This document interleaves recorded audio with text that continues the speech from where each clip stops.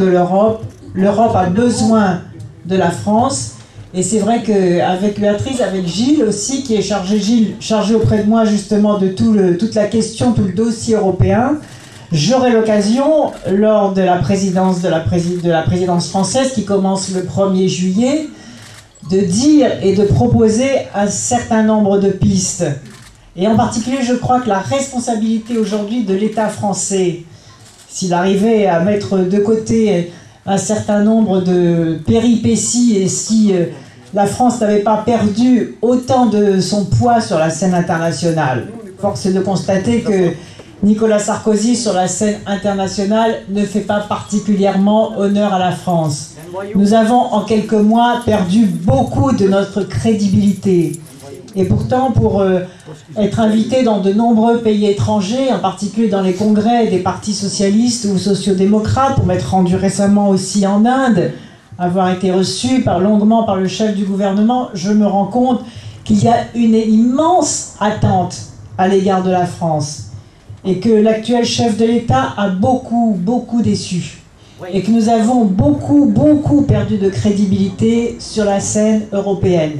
Et c'est pourquoi je crois que plus que jamais, l'Europe doit être l'Europe des peuples, des citoyens, et que le Parti socialiste a des choses extrêmement importantes à dire lors des prochaines échéances européennes, qui ne seront pas faciles. Elles ne seront pas faciles, ces échéances européennes, parce qu'on a déjà vu monter lors du scrutin des élections municipales une très forte abstention, qui a parfois été occultée dans certaines victoires.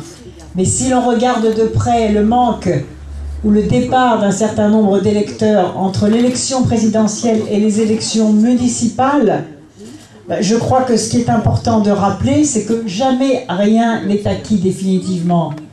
À chaque échéance, il faut recommencer le travail de conviction et le travail de mobilisation.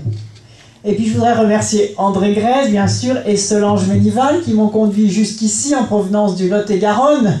Nous avons respecté les limitations de vitesse, rassurez-vous. Alors c'est vrai, même si je crois les militants n'ont pas encore forcément l'esprit dans le congrès du Parti socialiste, c'est vrai qu'on en parle beaucoup. Et puis si on oubliait le congrès, la presse nous le rappellerait, parce qu'elle entretient aussi un feuilleton au jour le jour.